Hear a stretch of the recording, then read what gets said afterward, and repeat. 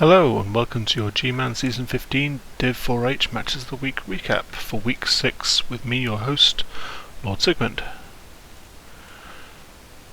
So, these are the games that we had this week. Bit of an odd week this week. We had two games that weren't actually played. They were administrated here. We've got the Hibernaut Raiders 0-0 against Agori's Warriors, and we've got the Ulfragangers 0-1 against the Patchy Pack. I don't know why one was 0-1 and one was 0-0. If anybody knows, please let me know. So, the first game we've got to go over is the Jurassic Sparks 2-2 draw against the Highwaymen. The Elves chose to kick, and the weather's a blizzard, but the Elves get a blitz.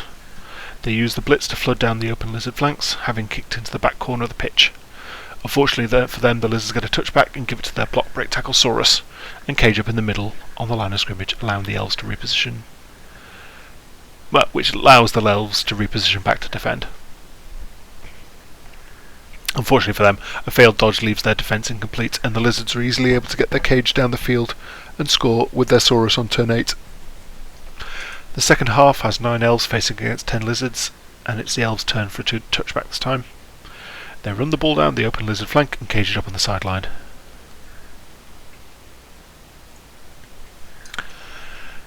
The Lizards are surrounding this cage, down at the bottom and around at the side, but they completely ignore the catcher on the right hand side of the field there, and the Elves are easily able to run back with the ball carrying catcher, hand off to the thrower who's hiding on their half of the pitch, who runs forward and passes it through to the free catcher, who runs forward and scores with absolutely zero trouble.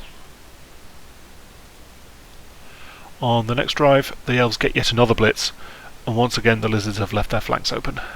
This time though, the ball's set to land away from the pitch edge, so no chance of a touchback. The Elves get 3 players near to the ball landing spot, with one adjacent to it after it scatters. The Lizards are unable to completely cover the defence, and the only thing that stops the Elves going 2-1 up straight away is 2 failed go-for-its to score. The Lizards retrieve the ball, but a couple of turns later the Elves steal it back and go 2-1 up with another touchdown on their turn 14. The Lizards have 3 turns left to equalise, and a failed dodge to complete a defensive screen from the Elves lets the Lizards occasionally get into scoring range on turn 15 and equalise on turn 16.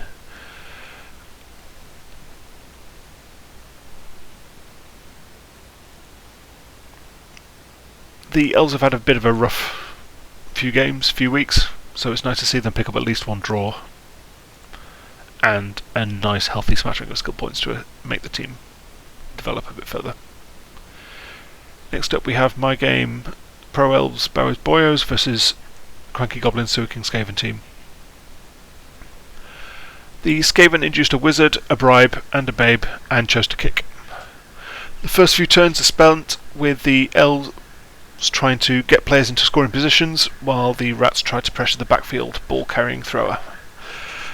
Unfortunately for the Rats, they lose a gutter to a knockout from a failed go-for-it towards the Elf thrower, and we niggled the block plus movement 2 heads gutter runner as well. We managed to get a passing play on turn 3 and score the first touchdown then.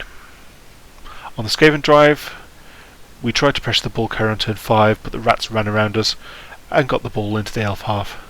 The Elves managed to disrupt them a bit, but not enough to stop the turn 7 equaliser. Good defensive positioning and a mistaken follow-up from a block scupper my attempt at a 1-turn touchdown, and the first half ends with a score at 1-1. But the Skaven are out bashing the Elves with their mighty blow tackle blitzers, and the second half starts with the 10 Rats facing 8 Elves. And this is not enough defensive Elves to stop the gutter runners getting through, and the Skaven score again on turn 11, going into the lead 2-1. On the Elf offence, the Rats get a blitz and run down the undefended Elf flank, where they kick the ball to. Luckily for me, it scattered off the pitch as it landed right in the back corner, and I got a touch back to a player away from all those Rats that ran deep into my half.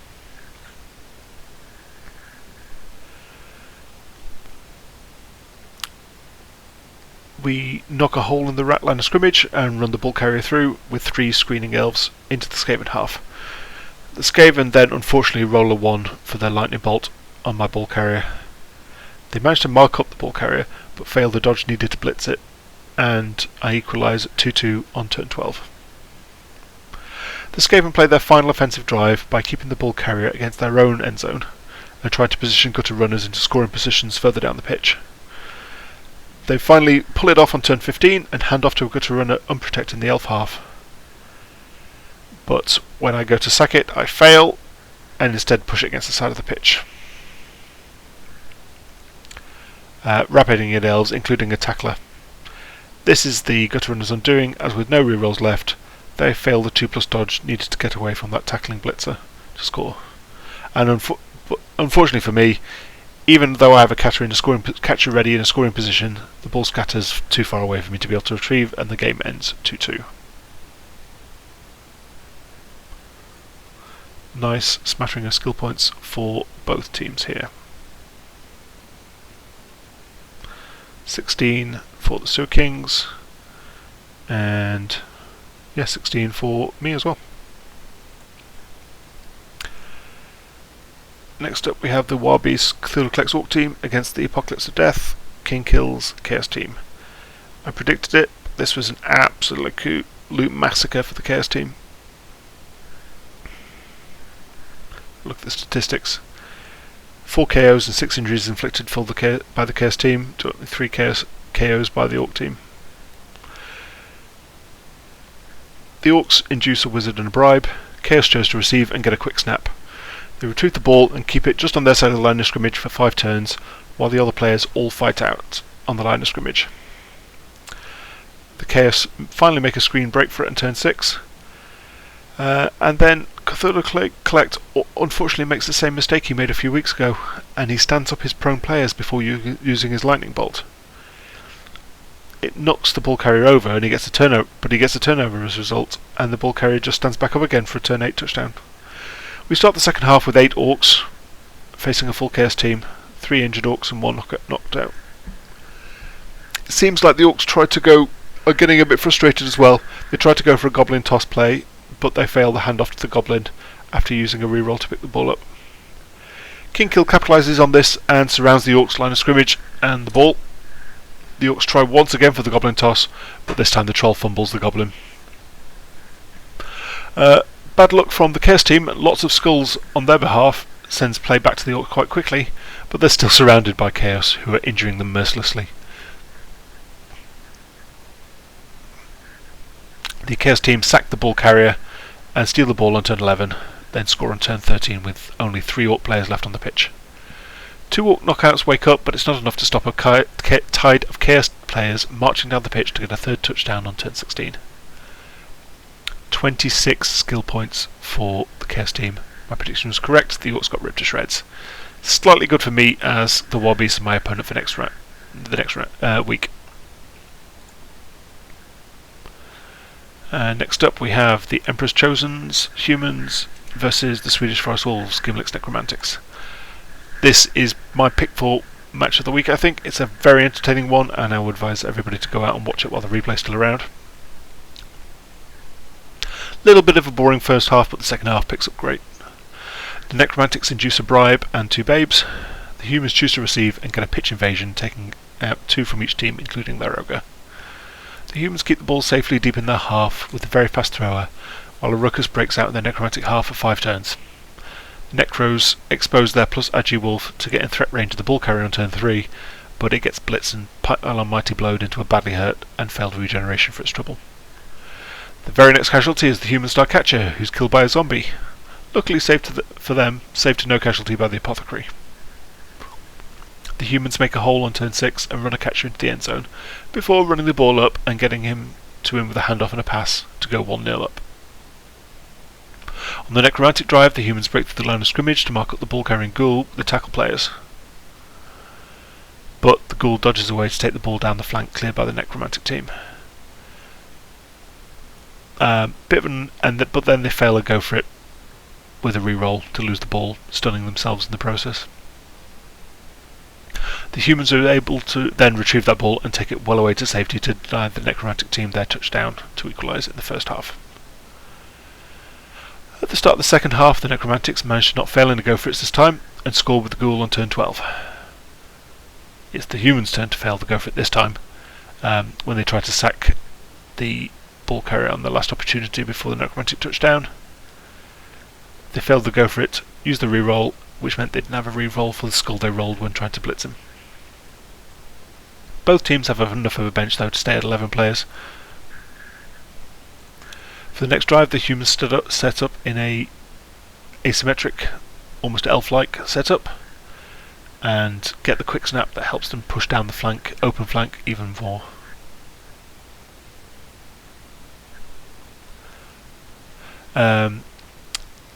Yeah, they take advantage of the necromantics setting up with open flanks, and as soon as they got the ball, they run it right down the side of the pitch, leaving all the necromantic players to try and defend.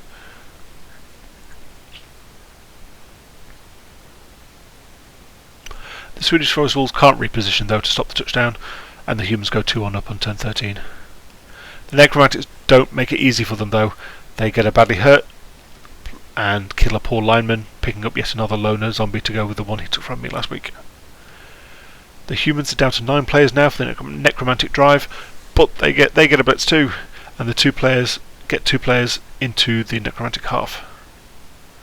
They then waste it a bit because one of those 2 players, they go for a useless go for it to get a catcher like 1 step closer to the ball, though that go for it wouldn't get them to the ball, get them to scoring range, or get them out of blitz range of another player, so there wasn't really any point to it. Since that turns it over, the necromantics retrieve the ball and start turn 15 with the ball carrier marked by 2 players. But they do an absolutely brilliant move here. You don't see it very often, but we have the necromantic passing game. That goal starts marked up, runs forward, and makes the 4+ pass with the reroll to a waiting white further down the pitch. That white has absolutely no opposition, and he runs deep into the human half, where he can then score on the next turn. The humans go into the final turn needing a 1-turn touchdown to win. The game is tied 2-2. The necromantics set up in a line against their end zone, and Nuffle smiles on the humans with a riot, extend the game by a single turn and a kick, placing the ball right next to their line of scrimmage. They cage the ball up in the middle of the necromantic half, then on turn 16 make the 4+ dodge followed by a 3+ dodge for the winning touchdown. Excellent game, excellent upset. Last week I said this would be a good one to watch from the result, and I wasn't wrong. Definitely recommend watching it yourself. Then we have the Ulfragangers vs Patchy Pack game that didn't actually get played. So our last match to look at is the Black Creek Buccaneers versus the Chaos Black Nightmares. Dark Elves versus Chaos. 2-0 win to the Black Creek Buccaneers, and Maiden Maniac sent me a message after this game, tell me that he'd managed to get 5 serfs in a single game, and yes, he's right. It was definitely something to behold when if you watch the replay. So the Chaos induced a wizard and a bribe. The Dark Elves chose to receive, and the ball got kicked right to the line of scrimmage. The Dark Elves start out strong by niggling the Surefeet Beastman, which for some reason Michaelis appos to no casualty. A little prematurely in my opinion. It might be the elf coach and me talking, but I'd never used Apothecary on a single skill lineman when there's developed positionals around. I do approve next to the vanity pass by the elves on the first turn to level up the plus agi blitzer. This one here that ended up getting the MVP anyway, so it wasn't strictly necessary, but still good.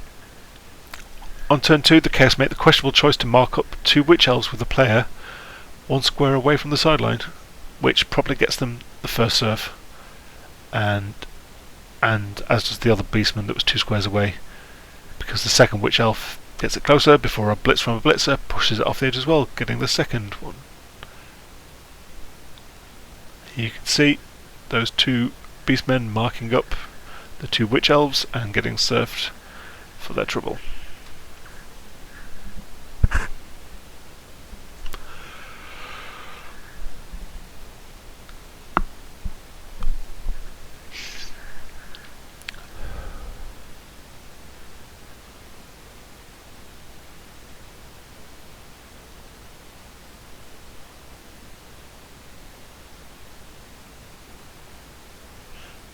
And lastly, the Blitzer comes through to finish the job.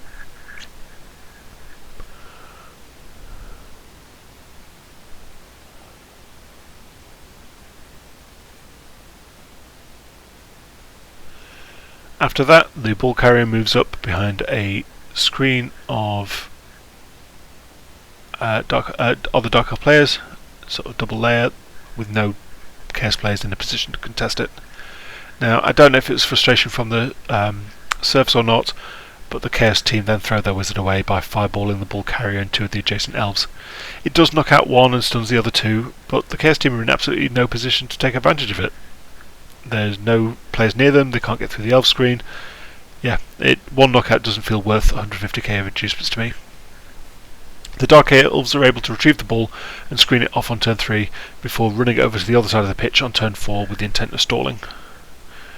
The Chaos team move over to mark the ball carrier, but just open themselves to yet another serve, letting the Dark Elves stall out till turn 7 before they score. But while they're stalling, the Chaos team don't let up the pressure. They remove 6 elves from the pitch in the process, including a dead 36 SPP Blitzer. The elves get very lucky with their knockout rolls though, and set up with 10 players for the next drive, in which they defend successfully, and the first half ends 1-0 to the elves. The second half continues their luck with a perfect defence roll, but not 100% perfect, as the Chaos get a touchback at the end of it. Unfortunately, the Chaos choose to put one of their flanking players 2 squares away from the sideline again, and don't move them on their turn, so the elves get another 4th serf on turn 9. The Chaos cage up in the middle of the pitch, and the next few turns are just a battle. And the early apothecary use comes back to bite Michaelis in the arse, as his 51 skill point block Mighty Blow Guard Warrior loses a point of arm of AV. And there are 5 Chaos players left on the pitch by turn 12. Michaelis makes a last chance break for it on turn 12, but leaves the ball carrier 2 squares away from the sideline once again, and the elves get their 5th serf on the next turn. 4 Chaos players left. The ball scatters back to the line of scrimmage, near to some remaining Chaos players. Another scrum ensues, but the elves manage to get the ball loose and score a second touchdown on turn 16, winning decisively. We see a lot of skill points for the Dark Elves after this game. So let's have a look at the standings table. We have a bit of a tale of 2 halves really. We've got the top 7 teams all with at least 3 wins, and the bottom 7 teams with no more than 1 win each. I think it's all to play for the top 7 teams. I'm still slightly ahead at the top based on touchdown difference. The admin win for the Patchy Pack this week keeps them up and running. Then we've got the High Barnet Raiders and the Black Creek Buccaneers, the other teams that scare me the most. And Massacre's Emperor's Chosen's, with a win this week, bringing them up to 4 wins and leapfrogging over the Swedish Forest Wolves.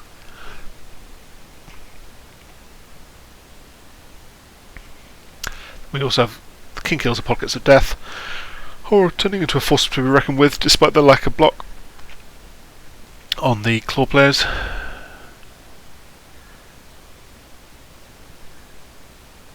Let's have a look at the teams. So, can't review a few of these because they didn't actually play games this week and they've not chosen the skills if they've been given any. Look at the Chaos Black Nightmares. Lecter the Blind One, their block Mighty Blow Guard Warrior, got a casualty and picks up Claw, but as we just mentioned, he lost a point of armour value. Car Crushbones, the other block Mighty Blow Guard Warrior, is missing the next game too, so the Skaven team that are facing them this week, bit of a chance for them. Then we have the Black Creek Buccaneers, made of Maniacs Dark Elves. So Bosun Talos picked up the MVP and a completion, and gets Leap to go with the plus Agi. Excellent choice. Love a Leap Agi 5 Blitzer. Bosun 8th Bear, their dodge tackle sidestep Blitzer was unfortunately killed. Next we've got the Empress Chosen's City Warden. Down here, Rookie Blitzer picks up tackle after getting the MVP and a casualty.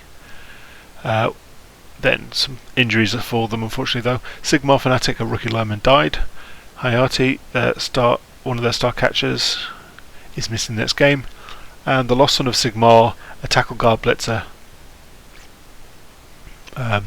got minus strength and got fired and replaced by war veteran. The Wild Beasts.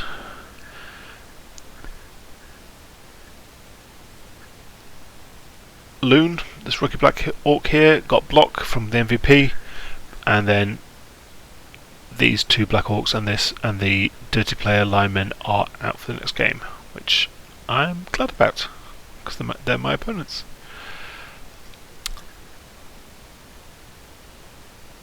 My guys did well. Our replacement for the catcher REBBL got 2 touchdowns and the MVP, taking him to 11 skill points and picking up dodge to make him a bit more, hopefully survive a bit longer than the last version of REBBL, which got plus movement for their first skill point and then got killed. I am trying to level up Ziggy Stardust at the moment, so he needs another 2 touchdowns. Probably get strip ball after that, I think, unless he gets doubles. And both, yeah, I need a couple more throws on the Starman here, who will hopefully roll a double and get strong arm.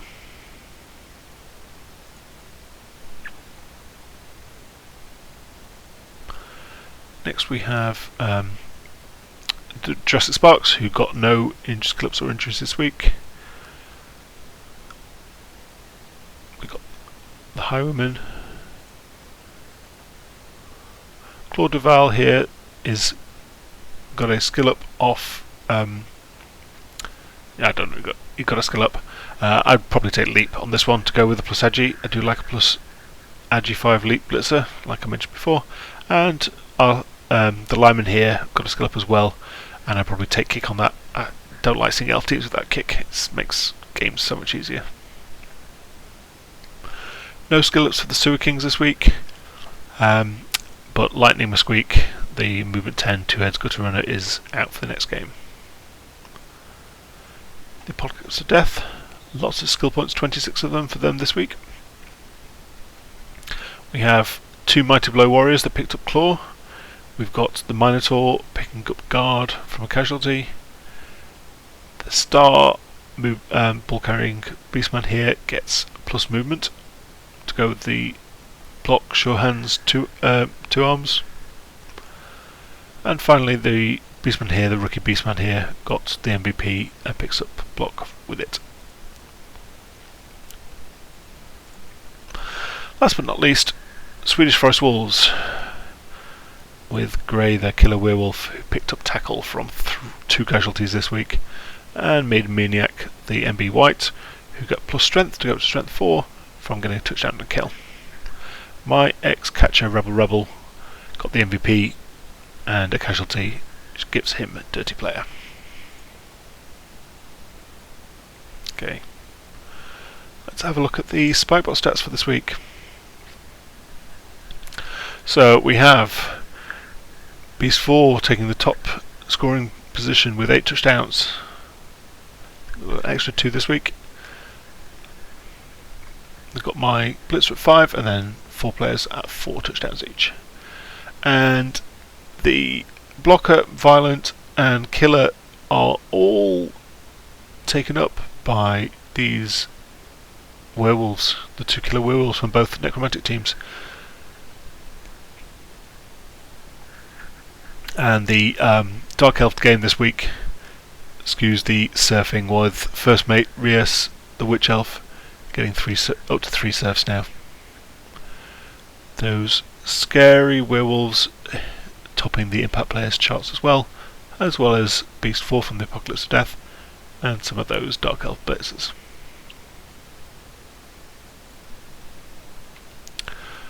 Okay, let's have a look at the matches that are coming up next week.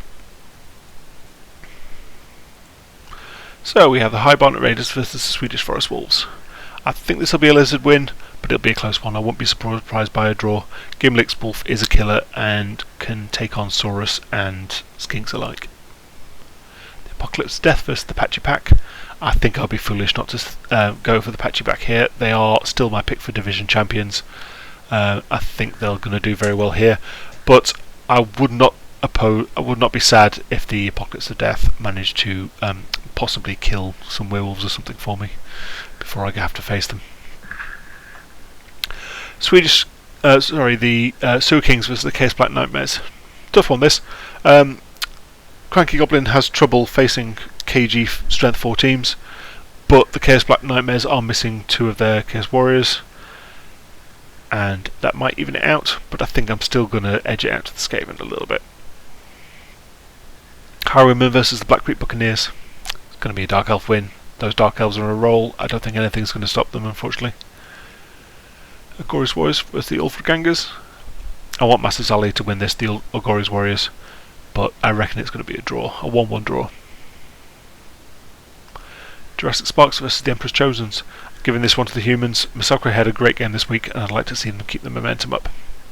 And finally, my game versus the Wild Beasts. I didn't beat the Skaven this week like I hoped to, but I'm much more comfortable playing against slower teams. I think I'm going to edge it out versus the Orcs here. Well, thank you for watching and listening, guys.